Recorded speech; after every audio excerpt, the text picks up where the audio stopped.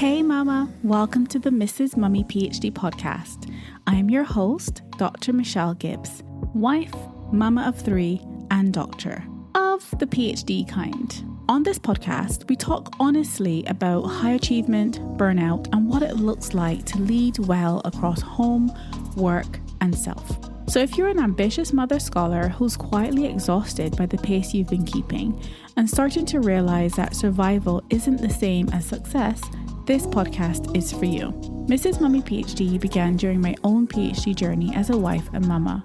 Today, as a postdoctoral scholarly mama working across 2 leadership roles, this work has evolved. It's no longer just about finishing the PhD well, it's about creating sustainable ways of learning, leading, and living at any stage of your journey without losing yourself in the process. If you're ready to move from survival to restoration, you're in the right place. Let's begin. These are our journeys of becoming. Hey Mama, welcome back to the Mrs. Mummy PhD podcast. Thank you so much as always for being here. If you have not subscribed to the podcast, please do so you don't miss an episode. So today I want to share something that happened to me this morning on my drive to work. So this is a story about clarity, or actually maybe the lack of clarity, and really about what that taught me about self-leadership and knowing when to slow down, and also about the difference between obligations and opportunities, and about how clarity is what allows us to see if we're actually aligned. So by the end of this episode, I hope that you'll have a new way of thinking about these seasons when you cannot see clearly, when everything feels clouded and overwhelming, and when you need to make decisions about the path forward that just isn't clear. And you understand why clarity is actually the foundation for alignment. So you cannot know if you're on the right path if you cannot even see where you are going. It's so important and so subtle, but so crucially important. So this episode is for the mama who knows how skilled she is. She's capable, she's experienced, and yet she still feels like she cannot see where she's actually going. So this is the mama who is doing everything that she knows how to do, using every tool in her toolkit, and still feels clouded, still feels overwhelmed, still lacks that clarity. And this is the one on a familiar road. You know, this is not your first PhD chapter. This isn't your first semester juggling motherhood and scholarship or academia. And yet somehow you still cannot see clearly. And this is literally what happened to me this morning. So anyway, let's get into the story. So I was driving to work this morning and it was a really sunny day, and I love those. I always say to people, I don't care how cold it is, just give me sunshine. Give me sunshine and I'm happy. Like literally it was so sunny, gloriously sunny. And I was driving to work and I was going in the direction of the sunrise. So I was heading east. And because the sun rises in the east, the sun is literally beaming into my eyes. I couldn't see where I was going. I didn't have any clarity of the road ahead. Like literally could not see where I was going. Now I'm trying all the things. I'm turning the wipers on because there's also some fog and some dew. And I've pulled my visor down to try and block the sun from my eyes. And I'm using every piece of equipment that I've got access to within the vehicle to help me to see where I'm going. Trying everything. The wipers, the visor, doing it all. And nothing's working. Nothing is working. I still cannot see where I am going. And the sun is so bright. The fog is reflecting and it's just like driving into, I don't know, like a white wall. It just felt like there was nowhere to go. Like I still cannot see. The sun is bright. It's glaring into my eyes. So it's not just that I am a skilled driver, but this is also a very familiar road. A road I know really well. A road I've traveled many, many, many times. And still I have no clarity of where I'm going. I cannot see. And in that moment, this got to the point of being dangerous. And what I had to do in that moment, I think the most skilled driver among us would do, and that is I had to slow the vehicle down. I had to stop, well, not stop in the middle of the road, but I had to gradually slow down enough that I could respond to any, sudden swerves I needed to make, or an oncoming vehicle or pedestrian, or anything that I couldn't yet see, any sudden stimulus I needed to be able to respond to. And so I slow down. And here's the interesting thing. Once I slowed down, once I created that space, I was able to see things I couldn't see before. I could see how aligned I was to the road, how close I was to the sidewalk. I could see that I was on the right side of the road and that I wasn't crossing over the line. I could see whether I needed to adjust my position, my steering a little bit. I could see. The clarity didn't come from me trying harder, going faster, using more equipment or more tools. It came from slowing down. And that clarity allowed me to see whether I was aligned or not. So I could see my alignment with the road or the lack of it, right?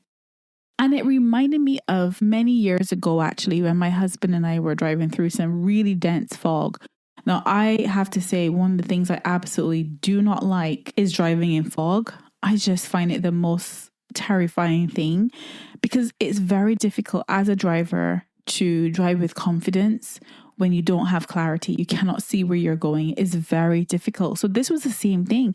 And my husband is also a very skilled driver. He was also driving since he was 16. And we still could not see. And it was the scariest thing for us to be driving through such dense fog. The brighter you turn your lights on, the worse it is. Even with the fog lights, you can't see where you're going. It is the most terrifying thing. And so the lesson that I'm sharing here is that sometimes, regardless of skill, regardless of ability, regardless of intelligence, regardless of qualifications, sometimes even when we're on a familiar road, even when we know what we're doing, even when we have used every single coping mechanism that we've used in the past, sometimes it's still not enough.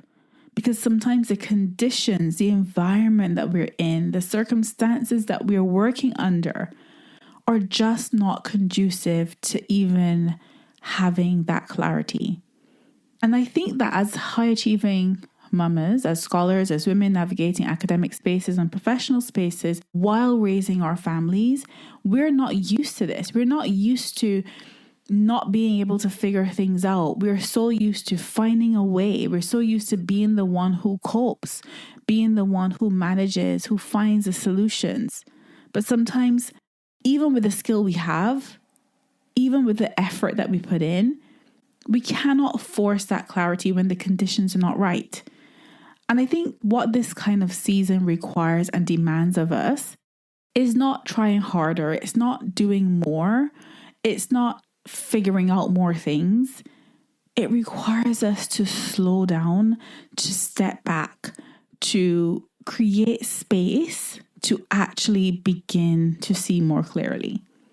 And so this brings me to something that I've been thinking a lot about lately. And this is the difference between obligations and opportunities. Because I was listening to a podcast recently where the author of the book, The One Thing, was speaking about this distinction, was speaking about the difference between obligations and opportunities. And it made me think that sometimes in life, when you are dealing with all the things that we're dealing with as moms, as scholars, as wives, as partners, some things on our plate, they look and they feel like opportunities, or they're presented to us as opportunities, but they're really obligations.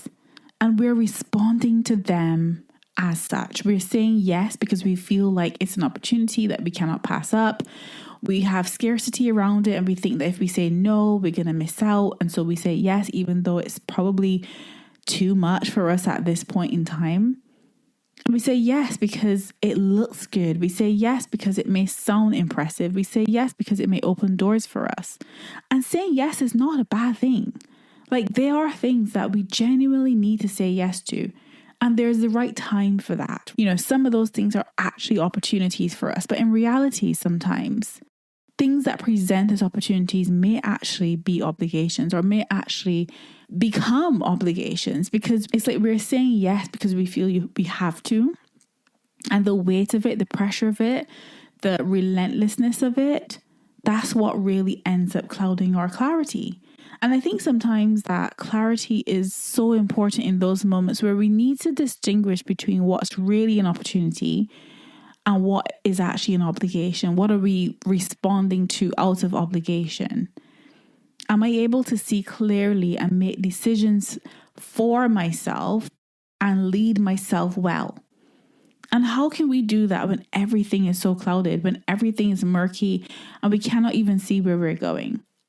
I think when I experienced my quiet burnout, I mentioned this in previous episodes. If you haven't heard, you can go back to those episodes to hear. But this is where things started to really get a little cloudy for me. So I was working across two, and still am working across two part-time roles that are both demanding. This effectively meant that I was working full-time for the first time in many years because our eldest son, is well into his teens. And for most of his life, except for a very short time when he was much younger, when he was in nursery, I have been working part-time. And so working full-time has been an adjustment for me, and I began to feel really overwhelmed. And I felt like I was lacking some clarity.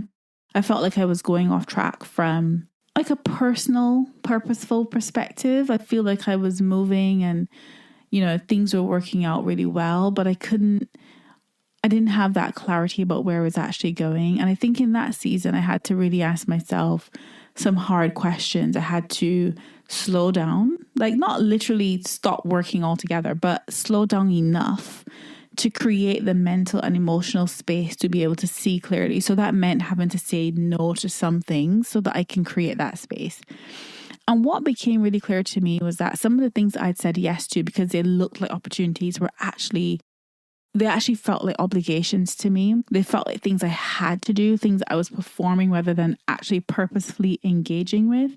And so once I had that clarity, I made that decision. I made the decision to change my work pattern very slightly to better align with my values and priorities, and to create the conditions where I could actually show up for my work in a way that allows me to create the impact that I want to create there, right? And also at home, to be able to have the space to be the kind of mother I want to be and the kind of wife I want to be. And so I made that decision. I'm in the middle of that transition now, but I'm feeling so good about it because I just needed clarity around what was an obligation, what was an opportunity. I needed to cut off all the options that were clouding my vision, that were blocking me from being able to see clearly, like that fog, like that thick fog that I was trying to drive through, like that bright sunlight that I could, was blocking the path ahead of me. And I needed to commit to the path that actually aligned with who I am and what I value. And I think when I became clear, when I was able to make a decision, when I was able to really implement those boundaries and create a plan and a system for the space that I was creating, so more family time, more mental space, personal care that, went by the wayside, and workouts and all of that sort of thing that I was struggling to fit in, something so absolutely surprising happened. So, the self-leadership that I keep going on about, I really genuinely feel that this is actually contagious because my colleagues started to see me enforcing my boundaries and leading myself well, and it inspired something in them as well, right? It made them remember and realize in the conversation I was having recently with one of them that life is more than work. Work has a very important role and plays a very important role in all of our lives. But life is more than that. And that was, for me, quite unexpected. But I think that at the end of the day, I made the decision for myself.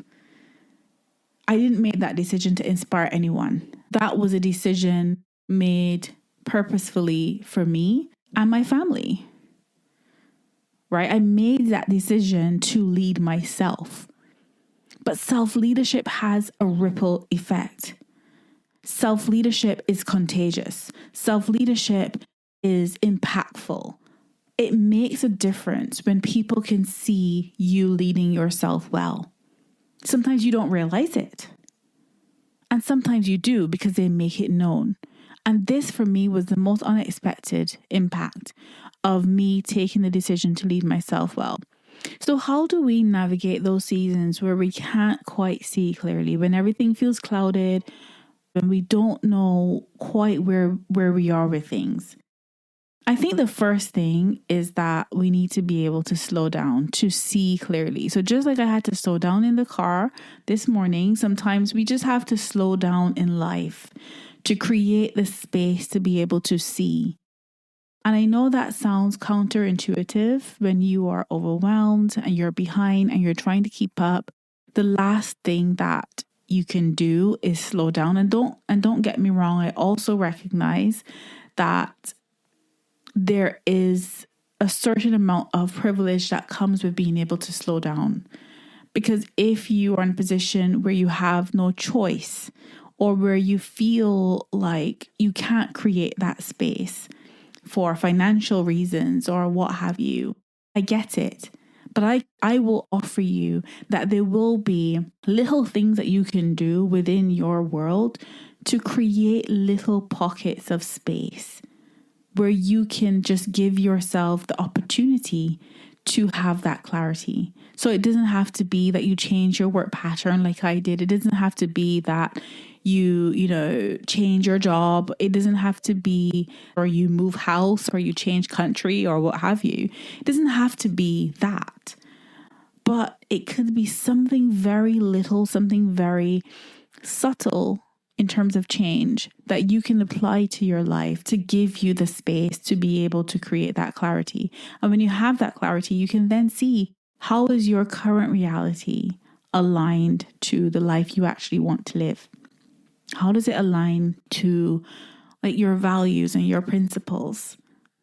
And so the thing for me is that you cannot create clarity while you're moving at full speed. You cannot see the road ahead when you are racing through fog. You have to slow down. So what does slowing down look like on a practical level? I think it could be something as simple as saying no to one thing this week. It might mean creating a pocket of unscheduled time, even if it's just 30 minutes, where you're not producing anything, you're not performing, you're not managing anyone. You are just being, you're just existing, right? It might mean pausing before you say yes to the next thing and asking yourself, do I actually have the capacity for this? Or am I saying yes out of fear, out of obligation, out of the belief that I have to say yes? Is this a genuine opportunity, or is this just an obligation? So slowing down is not stopping. It's not changing everything. It's creating little pockets of space to be able to respond instead of react. So for me, when I'm in my car this morning, that's slowing down so that I do not have to suddenly swerve if I feel like I'm going to hit an obstruction or, ride the curb. I don't have to suddenly react to anything. I can just graciously respond, carefully and cautiously respond. So for me, it's not about all change, please. It's about little sustainable changes, little sustainable habits that you can develop to give you the space to be able to see clearly. I think the second thing for me is really distinguishing between those obligations and opportunities. Really getting honest about what's on your plate. Taking a piece of paper, for example, drawing a line down the middle and saying, on one side writing opportunities, the other side writing obligations, and then seeing this thing that's being presented to you. Does it fit in opportunity? Does it fit in obligations? So go through all the stuff that you've recently said yes to. The committees, the projects, the manuscripts, the extra responsibilities, the marking, the things that you are juggling, the birthday party that you said yes to that actually really doesn't work for your schedule. And asking yourself, is this genuinely an opportunity that aligns with where I want to go, with the path I'm actually on? Or has this become more of an obligation that I feel I must fulfill?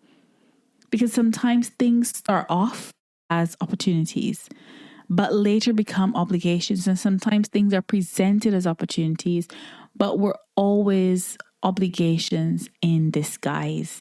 And so I think that clarity is super, super important, because once you can see what's actually an opportunity and what is actually more of an obligation, that can start to, drive decisions from a place of self-leadership rather than just survival mode, right?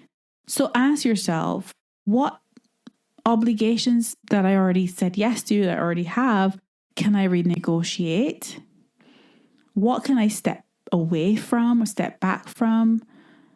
And which opportunities do I actually want to pursue? Maybe there's a grant opportunity there that is perfectly aligned to your values, to your, to the flexibility that you need, to the timelines that work for you. Maybe that's an opportunity you pursue. So which ones are actually opportunities that you want to pursue, and which ones are you pursuing just out of obligation, just because you think you have no choice? Because then those are not opportunities. And sometimes it's so hard to be able to tell the difference between those two things, I think. And you can't do that from a place of murky, cloudy, foggy burnout. So the third and final thing I'm going to mention today around this topic is that we have to recognize that clarity doesn't come from working harder. It really comes from strategic alignment, from creating the right conditions that you need to thrive. So in the car this morning, no amount of skill, yes, I am a skill driver, but no amount of skill could force that clarity. No amount of skill could have given me that. When the sun was in my eyes, blaring in my eyes, and I could not see where I was going, I needed to change the conditions. I needed to change the context. I needed either the sun to shift, and I didn't have control over that part, or for me to slow down enough to be able to navigate the road safely and cautiously and carefully, so that I do not end up in some kind of accident. And so in our lives, I think it's the same thing. Sometimes we need an environmental change, and it can be a subtle environmental change. Maybe you go to a cafe to work for a while instead of sitting at your desk at home where there's just complete writer's block. Sometimes you just need a slight change of scenery. But then sometimes we actually need to advocate for ourselves. Sometimes we actually need to make decisions that are in our best interest, even when they're unpopular, even when people don't understand them. But we can't do any of that if we don't first have clarity of where we are going, or where we need to go, where we desire to go. So just ask yourself, what conditions do I need to create clarity right now? Do I need more rest? Listen to last week's episode. Do you need to step back from some obligations that you have? Do you need to have a conversation with someone, maybe your supervisor, your partner, your spouse, your team? Do you need to renegotiate some expectations? Do you need to stop doing everything and start leading yourself towards what actually matters, and actually delegating and building a team of support around you, and stop trying to be superwoman? I know that this work is not easy. I know this. I know this because, as I said, I am still learning what it means to lead myself well. I'm still navigating the tension between what I think I should be doing and what I actually want to be doing. So still navigating that thin line between obligations and opportunities. But what I do know is that when I slow down enough to see clearly, when I create the conditions that are really conducive to that clarity, when I get really clear on what's an obligation and what's an opportunity, I am able to make decisions that completely shift how I show up in my work and how I show up in my life in general. And so here's what that clarity gave me: allowed me to see my alignment. Just like in the car this morning, when I slowed down, I could suddenly see that I'm on the right side of the road. This is fine. Oh yeah, I'm able to drive around that little embankment there. Or I'm able to dodge that bottle that's in the road. Oh, am I too close to the edge? Do I need to adjust a little bit? Yeah, I can do that. In life, clarity works the same way. It helps you to see if you're aligned with your values. It helps you to see if the pace that you're going at is working for you. It's helping you to see, is this where I want to be? Am I on the path toward the person, the woman, the scholar, the mama, the wife, the whoever I want to be? Am I on that path? Does that path align with who I'm becoming?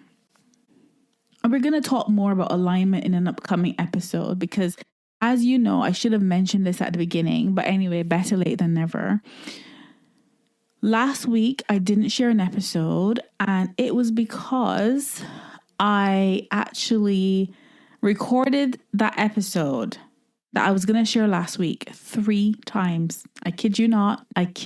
For whatever reason, my software, because I'm trial and erroring a few things at the moment, and it just didn't record. And I didn't realize it until I actually sat and recorded the whole episode 3 times. And I thought, oh my goodness, what is this? Like, why is this happening? And instead of forcing myself and forcing what clearly was not meant to be, I just decided, that's it. I'm not going to share an episode this week. And so this episode that I'm recording today is not the episode I planned to record, because I literally recorded a completely different episode last week. But sometimes life has a way of just working out just exactly as it's meant to be. And I knew that there was a reason why that happened. I knew that God didn't want me to share that episode last week. And so I didn't. And so you've got this episode this week, all about clarity. And that alone was, an experience of clarity. That episode wasn't meant to be. And so as we've talked today about clarity, in the next episode, I want to talk a bit more about alignment. And if you are signed up to Scholarly Mama's The Letter, you would have received the newsletter for this month, and it was all about alignment. And so next week's episode, God willing, will be about alignment to bring all of this together. All I will say is that you cannot assess alignment. You don't know if you're aligned or not without clarity. How do you know if you're aligned? We talk about alignment like this sexy word everybody's talking about, but how do we know that we are actually aligned if we cannot see? It's like, how would I have known that I was on the right side of the road if I couldn't see the road? I needed to be able to see the road to know whether or not I was aligned with the road. And so you cannot create clarity without slowing down, and you can't determine alignment without clarity. And so that's the invitation for today, to slow down, to create this space to see, because clarity allows you to feel safe. It allows you to lead yourself well. It allows you to lead yourself first, to navigate whatever situations come up, because you can actually see what's coming. You have the clarity, you have the confidence in what you're doing and where you are going. And once you have that clarity, you can begin to ask a deeper question. Am I aligned? Am I aligned? And so when you have a quiet moment this week, ask yourself these few questions. The first is, where in my life, where am I lacking clarity? Even though I'm skilled, even though I'm capable, even though I've been here before, even though I know what I'm doing, even though I've, done this for many, many years, where am I feeling like I'm driving blind? The second is, what on my plate right now is an obligation disguised as an opportunity? What am I doing because I feel like I have to, and not because I actually genuinely want to?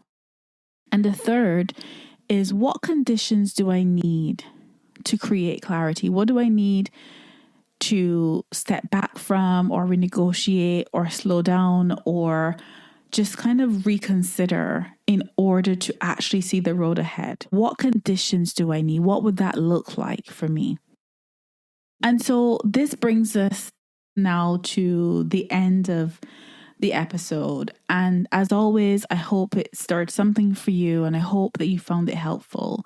If it resonated, please share it with another scholarly mama who you think may need to hear this.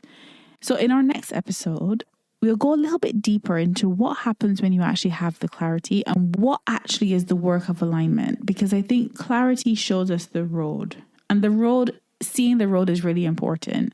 But I think alignment shows us whether you're on the right road, and that difference is really, really crucial. So until next time, mama, I hope you lead yourself gently, and I'll see you in the next episode. Bye for now. Thank you so much for listening. If something in today's conversation resonated with you, I want you to know this. You don't need to have it all figured out before you take your next step. This work is all about learning to lead yourself first in ways that honor your capacity, your work, your home, and yourself without burning out in the process. If you'd like to continue the conversation beyond the podcast, you're warmly invited to join Scholarly Mamas The Letter, a quiet monthly newsletter for mother scholars who value purpose beyond titles, presence at home, and peace within. You can sign up at scholarlymamas.com. And if you're feeling stuck, stretched, or just not where you want to be, you can book a free 30-minute call to help you gain clarity and explore what support might look like in this season to get from where you are to where you want to be. You can also connect with me on social media at Mrs. Mummy PhD, where I share reflections on ambition, motherhood, sustainable self-leadership, all the things for high-achieving mamas like yourself. This, mama, is the quiet work of scholarly motherhood, and these are our journeys of becoming.